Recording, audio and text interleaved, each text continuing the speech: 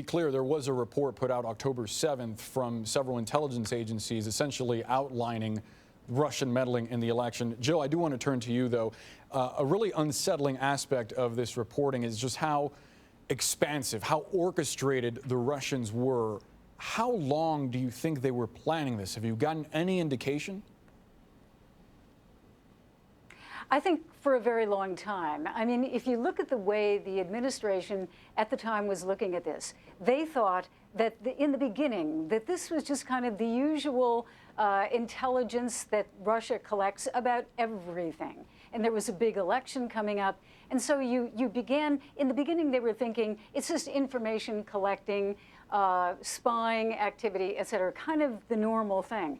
Then you see more and more hacking into emails. Then you see those emails being spread by WikiLeaks. Then you see a greater pattern. Then you see, as was pointed out in the Washington Post story, more and more Russian officials trying to get visas to the United States, and those officials have technical background, which was also a bit suspicious. Then you have more information that begins to point directly to Vladimir Putin as the person who instigated this. So I think it was incremental in the beginning. But the significance of how big it is, I think, is really great, that they were using everything. They were using hacking, they were using fake news, they were using bots, they were using social media, they were using a lot of different things to influence what was going on in the United States. And I think this debate, you know, about there is no proof yet. That's what these investigations are for. So to say that collusion is not proven, yes, at this point it is not proven, but these investigations are going on, and that's why they have to continue. Ultimately, what will be very important will be the next steps. What will the president now, President Trump, do to avert this happening in the future? Because you can bet that it is going to. Russia learned a lot of lessons from what happened. And part of that lesson is that they can influence in various ways. They can influence with, again, fake news and tweets and all sorts of things that can affect the mentality of Americans, not only very concrete factors. Yeah, Mike, I do want to ask you about something that Kellyanne Conway said yesterday on New Day. She said that she was confident that no votes were changed because of Russian meddling. Listen to this. This didn't have an impact on the electoral result. Not a single vote was changed, and we're going to stand by that. We know that Donald Trump won fairly and squarely 306 electoral votes. It had nothing to do with interference. Do you agree with that assessment that no votes were changed, that more voters didn't lean toward Donald Trump with the constant stream of emails we were seeing released by WikiLeaks and the havoc that it wreaked on the Democratic Party?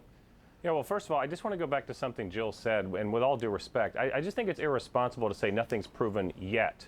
When the media uses words like that, it sort of layers over a big cast of sort of guilty doubt on these stories, and that's what the administration gets so frustrated with. There's been nothing proven because there's nothing there, and tons of people have been looking for it, and the investigations into this so-called collusion go on and on and on, and apparently are clouding out what we should be focused on, which is what the administration did last fall. What did they know, and when did they sort of switch reporting this out to people and start focusing on what the Trump campaign may or may not have done? So I just think we have to be very careful when we talk about the so-called collusion investigation. In terms of what Kellyanne is talking about, she's sort of saying the same thing.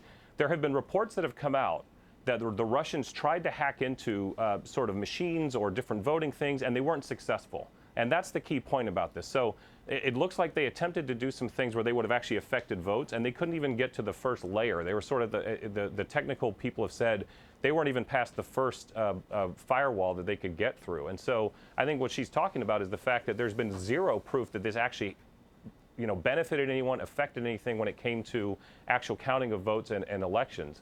I think that's different from the fact that we need to focus on what the Russian state did to try and interfere in our elections. There's bipartisan investigations into that, and we should focus as a nation on what the Russians did and not make this sort of some partisan political football to try and tie the Trump campaign to what's going on, and focus on what the government knew, when they knew it, what they reported out back last fall. Jill, I want to give you a chance to respond.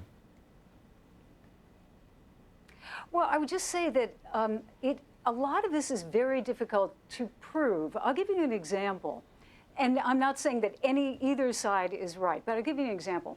There was video that was released. I saw it on Russian media, and certainly these pictures were in the United States on social media showing Hillary Clinton as very, very ill to the point of maybe even dying, or mentally ill.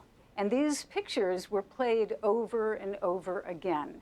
Now, in classic propaganda, you could use a picture like that about any leader and say, and show it to people over and over again. And people might begin to believe that, why should I vote for somebody who is crazy? Why should I vote for somebody who's going to die? And that can have an effect on an election, which is very hard to quantify. Because we all tend to believe, and I do too, that when you get to the voting booths and votes, concrete objects, that probably didn't happen.